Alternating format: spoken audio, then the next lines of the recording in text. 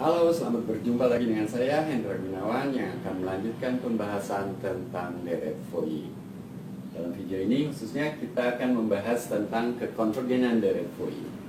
Sebelumnya kita sudah membahas deret Fourier yang berbentuk seperti ini atau dalam bentuk kompleks sigma Cn E pangkat In theta. Pertanyaannya, kapan deret ini konvergen ke F theta? Oke, kita akan mencoba menjawab itu, namun jawabannya tidak akan rampung dalam satu video ini, jadi akan dibahas dalam beberapa video. Nah, untuk menjawab pertanyaan ini, kita tinjau jumlah parsialnya, yaitu Sn. Kita tuliskan F di situ untuk mengingatkan bahwa jumlah parsial ini adalah jumlah parsial untuk F yang definisinya sama dengan A0/2 tambah sigma N dari 1 sampai kapital N AN cos N theta tambah BN sin N theta.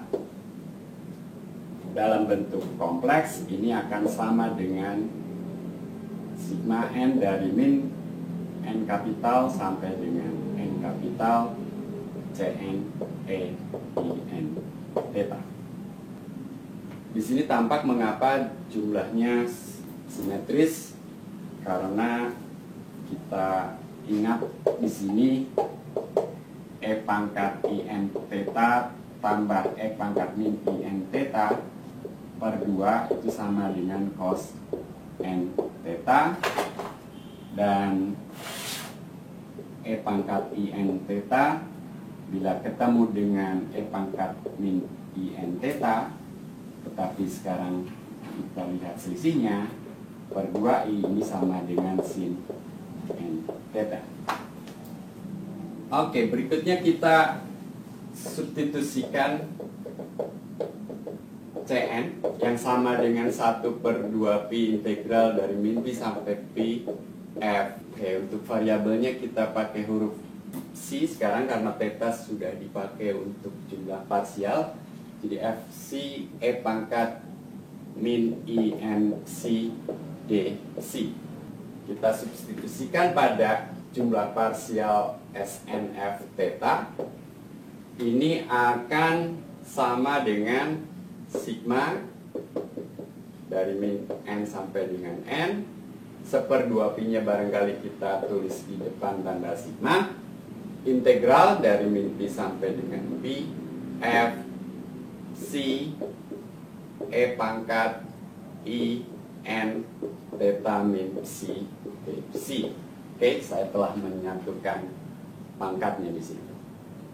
Nah, kemudian karena sigma dari min N sampai dengan N, kalau kita menghitungnya mundur dari N sampai dengan min N, boleh-boleh saja kan? Maka N di sini seolah diganti dengan min N.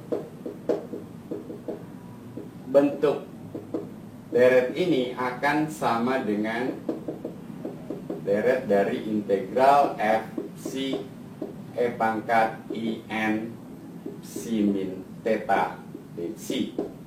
Oke, ini alasannya. Nah, berikutnya kita substitusi peubah phi sama dengan C min theta. Oke, dengan substitusi tersebut SNF theta sekarang akan menjadi sama dengan 1/2 pi sigma N dari min kapital N sampai dengan kapital N integral F theta plus phi E pangkat In phi dv, dengan batas yang berubah tentunya. Ketika psi sama dengan min pi, maka phi sama dengan min pi min theta, dan ketika psi semula sama dengan pi, maka phi sekarang sama dengan pi min theta. Namun f merupakan fungsi periodik, demikian pula dengan translasinya. Dan E pangkat INV juga periodik dengan periode 2pi. Jadi bentuk terakhir akan sama dengan integral dari min pi sampai dengan pi dari fungsi yang sama. Oke, ini alasannya karena baik F maupun E pangkat INV periodik dengan periode 2pi. Nah, bentuk terakhir ini kita tukar antara integral dan sigma. Jadi kita menuliskan integral dari min pi sampai pi f theta plus pi sigma n dari min kapital N sampai dengan n e pangkat INV dv, dan kita tuliskan ini sebagai integral f theta tambah v, suatu fungsi yang kita sebut d kapital N v dv, dengan tentunya d kapital N v di sini sama dengan 1/2pi sigma n dari min kapital N sampai dengan n e pangkat INV. DNV ini dikenal sebagai kernel Dirichlet, makanya kita menggunakan huruf D.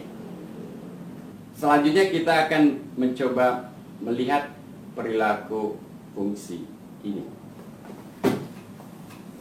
Saya hapus.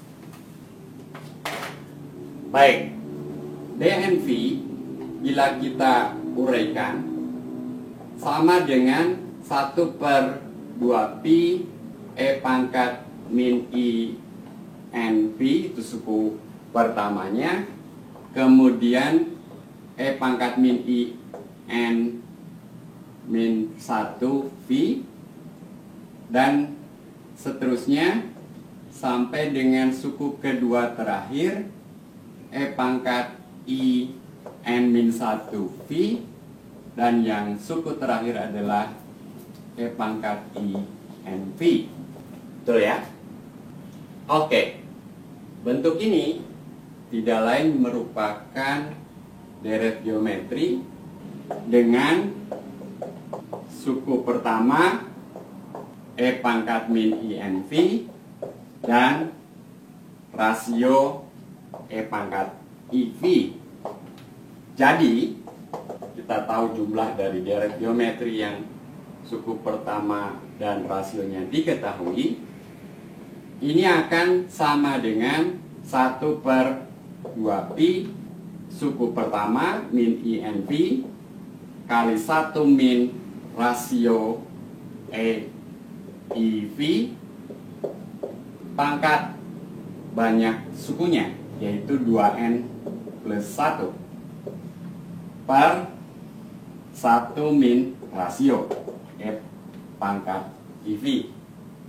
Nah, bila kemudian kita kalikan, maka ini E pangkat min INV min E pangkat I N plus 1 V per 1 min E pangkat V.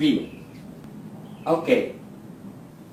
Dengan sedikit kejelian kita dapat mengeluarkan faktor min E pangkat IV per 2 dari pembilang, sehingga di dalam kurung sisanya adalah E pangkat I N plus setengah V.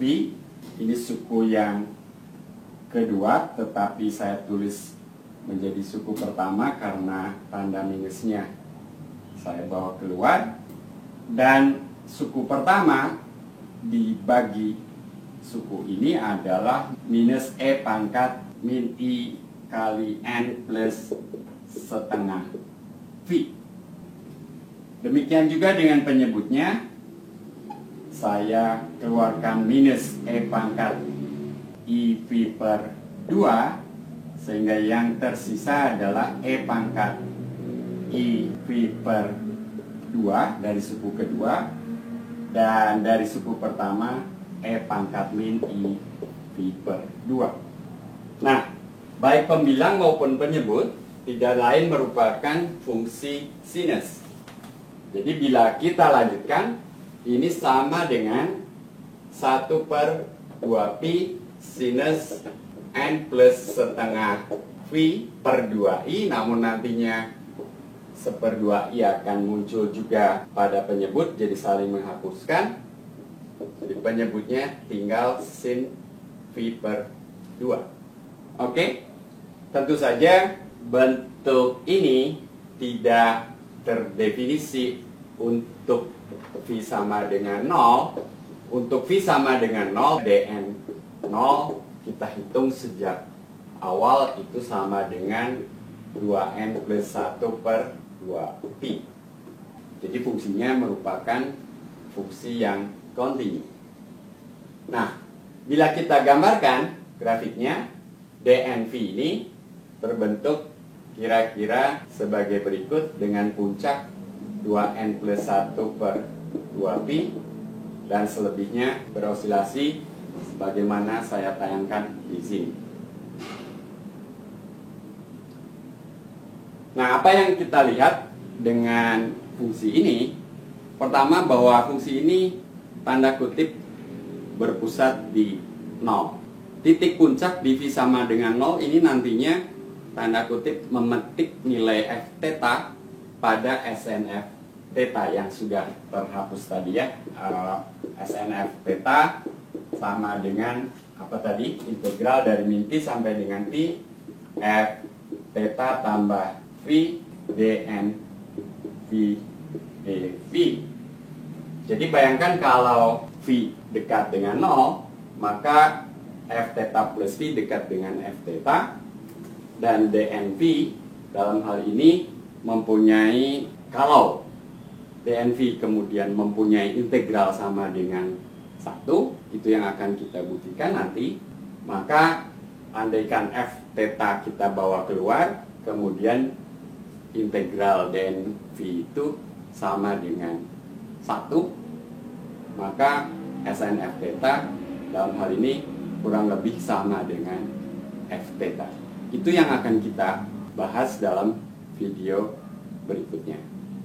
Oke, sampai di sini dulu.